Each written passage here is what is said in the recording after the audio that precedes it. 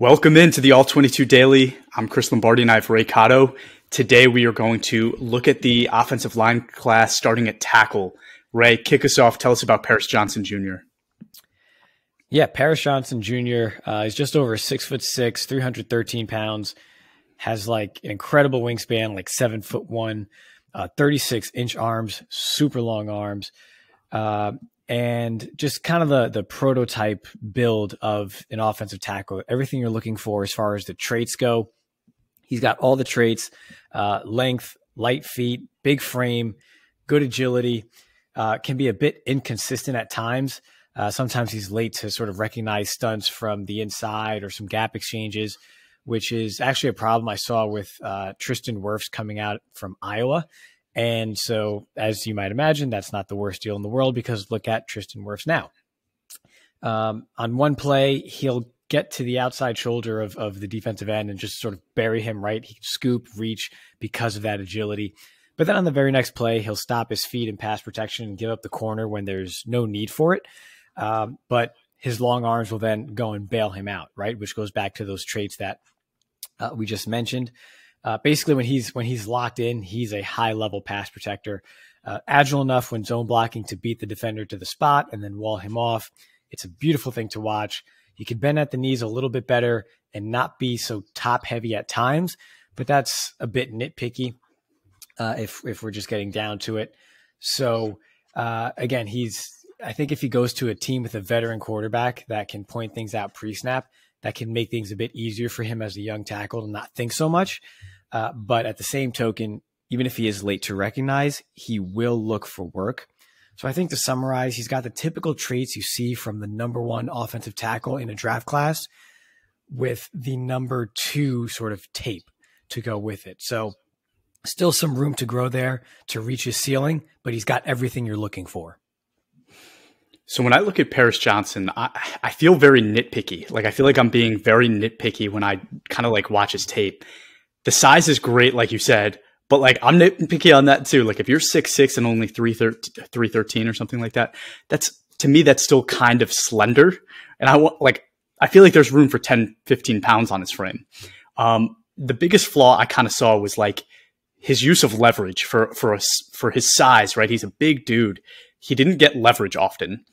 He just is bigger and stronger than most people. So like he can out muscle them.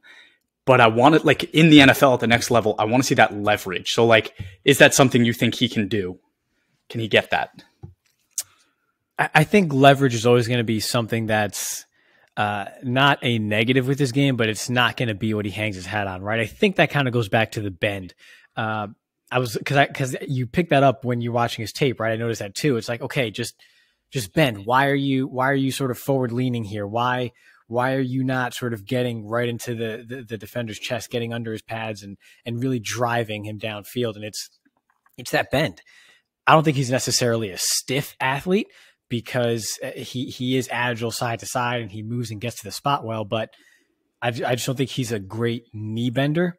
So I think that's a negative to his game. I don't think it's something that's going to cause him to not be a good player, but I think it's something that's never going to be his best trait. And the other thing I see is if you're that big, you should be taking advantage of smaller guys at the college level. Like you should be brutalizing them.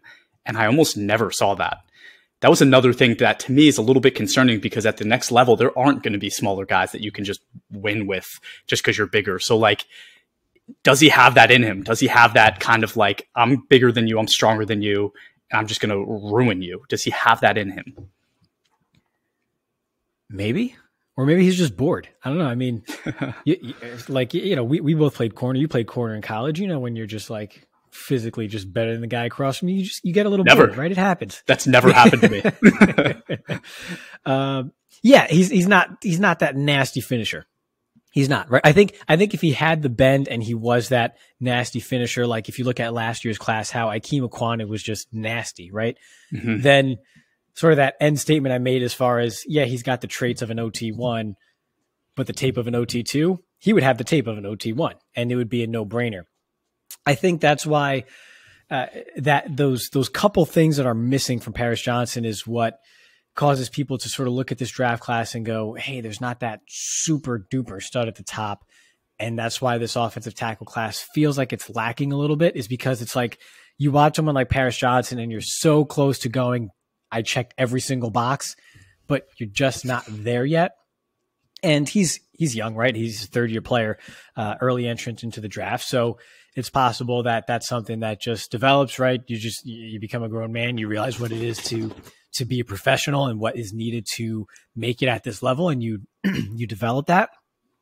Or you just sort of stay as this, I'm very athletic and I do my job very well, but I just never take that next step to being dominant like I could be. It's either or, right? I think that's the question that needs to be answered from Paris Johnson, and what you want to figure out when he gets into the league.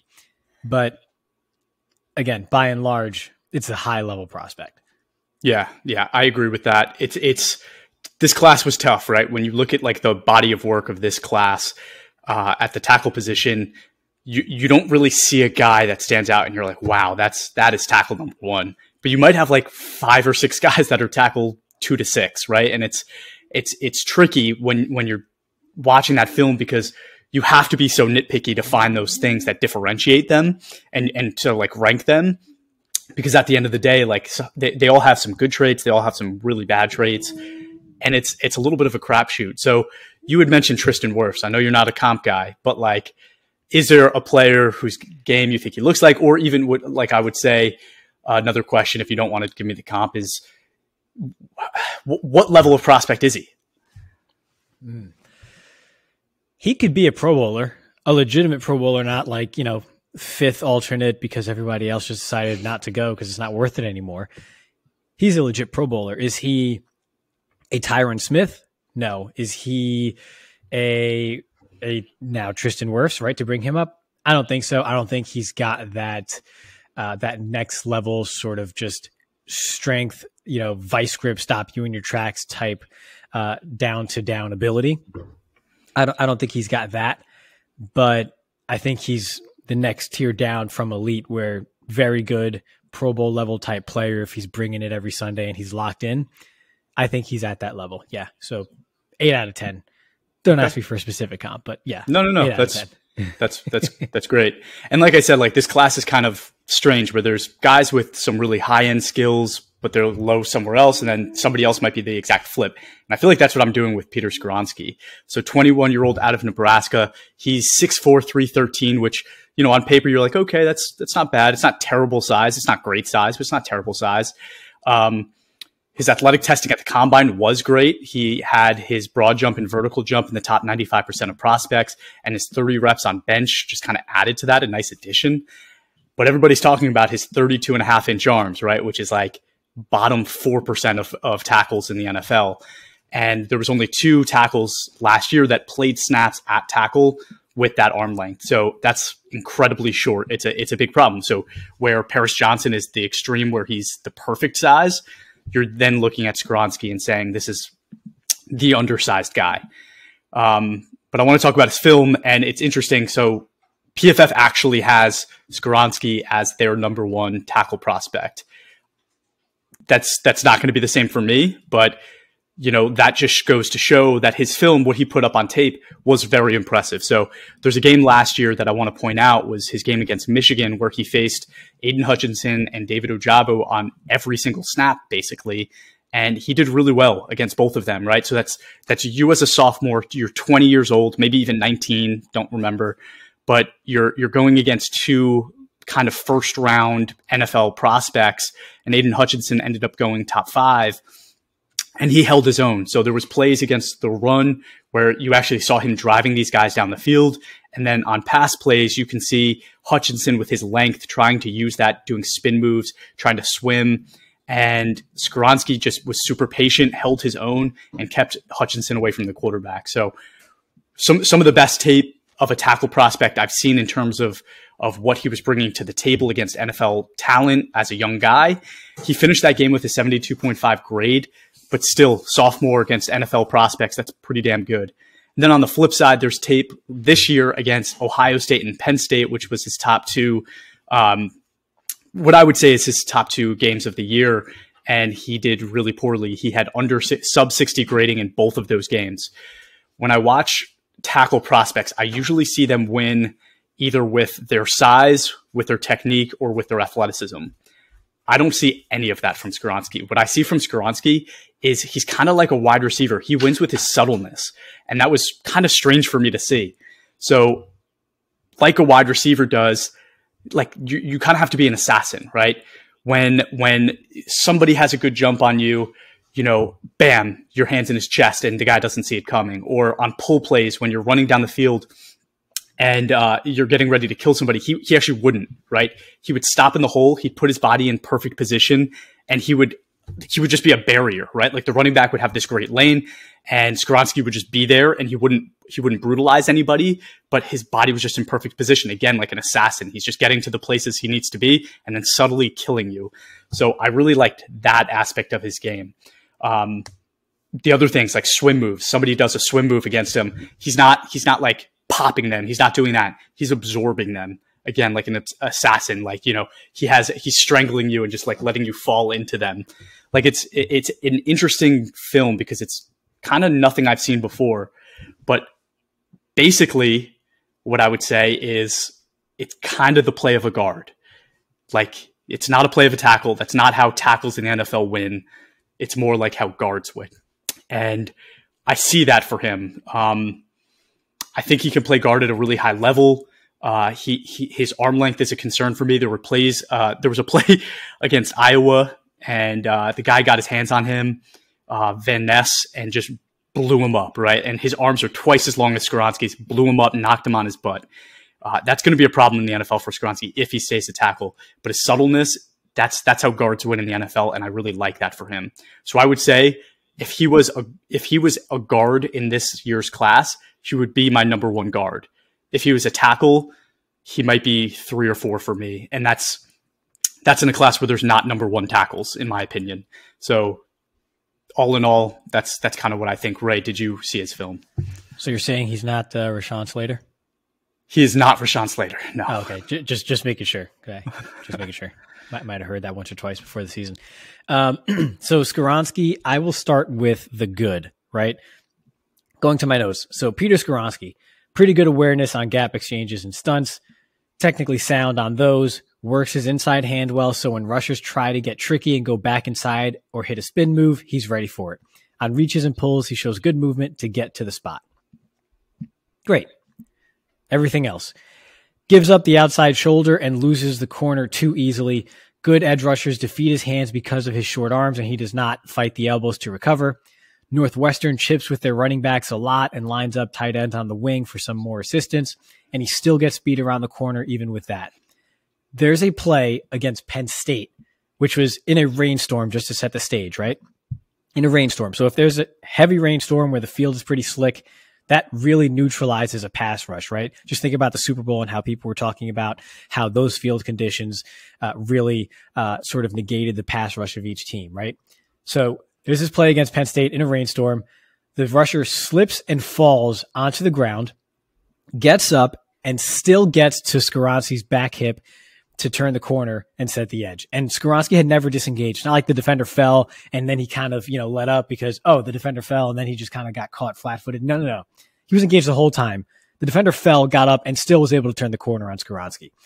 He's light in the ass, no sand in his pants, short arms, no power, can't anchor well, no punch, only catches. If it's a run play right behind him, he will get stood up and shed because of short arms and poor anchor. Northwestern helps a lot. Mentioned that already.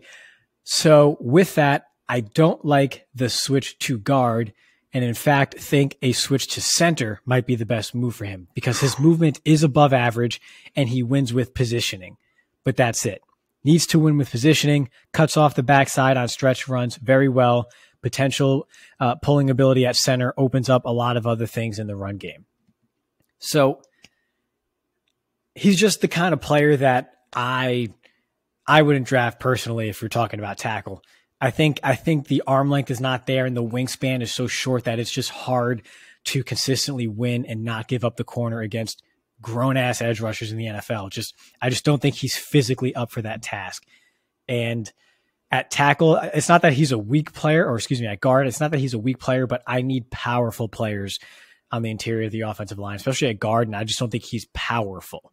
So honestly, I watch him and I'm like, I think this guy might be a center. Will a team make him a center? I don't know. Others look at this and go, okay, but he's still graded very well, yada, yada. I mean, that grading in college and your translatability into the NFL are two very different things. So if someone comes to me and says, well, look, this is All-22. We're talking about PFF grading, and you got Peter Skoronski, who was the highest graded pass blocker. Yeah, that doesn't mean anything in college once you make the move to the NFL. Two different games. You have to be able to translate that. I mean, I could show you Calvin Throckmorton from Oregon a couple years back, who had 3 straight years of fantastic grades in college, and everyone thought he was going to go into the NFL and be some sort of sleeper in this game, and he's been anything but. He had like a 34 overall grade last year in 2022 with the Saints. So you can't just extract the grade from college, project it to the NFL, and go from there. There's a lot of things that I look at Skoronski and I just go, this does not translate. And if it does, if you want to take his best traits and translate them to the NFL, to me, I see a center. I don't know what else to say. I won't feel comfortable at tackle. I don't think he's got the anchor, the strength, the ability at guard. I have no idea if he can snap and step, but physically I see a center. That's crazy interesting. So, I mean, what you said about PFF grading, I agree and I disagree. I think it's never a bad sign when you have good grading in college. I think what we need to look at, and what we kind of talked about earlier, is how did he fare against the teams that actually had NFL talent, right? And that was Michigan, that was Ohio State, that was Penn State. 1 out of 3, he had a good game. The other 2, it was miserable, right? So I think that says a lot. I think I agree with your take on center, in that I was talking about subtleness, you're talking about positioning, but I think it's the same thing. He puts his body in places to win, but he's not winning with athleticism, strength, leverage, anything like that. He's just putting himself in position consistently, and he does that at a really high level. I guess the reason I've stayed away from center is because, is there going to be a team in the NFL that sees a guy with, everybody's projecting his first-round tackle grade, and putting him not a guard, but all the way to center? Like, when does the first center go in drafts? Late second, third round? So will a team make a commitment to a guy like this in the first round? To move him to center, no, but this goes back to teams not knowing how to draft very well. I mean, it happens all the time. Half these teams, there's no special sauce, right? If you got the tape and the ability to sit down and just watch and, record all your observations and the time to put into it, there's no special sauce that these guys have that you don't as far as intellect goes. They just might have access to a little more information than, you and I and the layman do. But other than that, no, I don't think so. I think someone really has to think outside the box, and I just don't see that, at least early in his career. You never know later on what could happen, right? I mean, Connor Williams coming into the league a few years ago was thought of as a tackle guard sort of similarly, and I think now he's a center for the Dolphins, right, 4 years later. So it can happen, right? It might not happen right away, and it might not even happen with his first team, but it's a possibility. And I think, and again, I just don't see the upside, the ceiling. I don't see how it works, and that doesn't mean it won't, right? This is just me from my perspective. I just don't see how it works if he stays at tackle, and I'm not convinced it'll work at guard, but I see upside at center. So that might take a few years, but that's just how I see it. So elite center potential, maybe league average guard potential, and then below average tackle potential. Yeah. I say that. Yeah, I agree. So we talked about Paris Johnson. We're talking about Skoronski. Tomorrow we'll dive in a little deeper, maybe into 2 other tackle prospects, but TBD who those will be. And thank you everyone for tuning in. If you haven't yet, please give us a follow on Twitter, Instagram, Facebook, and TikTok at all22_PFF, and leave a review wherever you listen in, whether YouTube, Apple, whatever that is. So thank you everyone. Have a great day.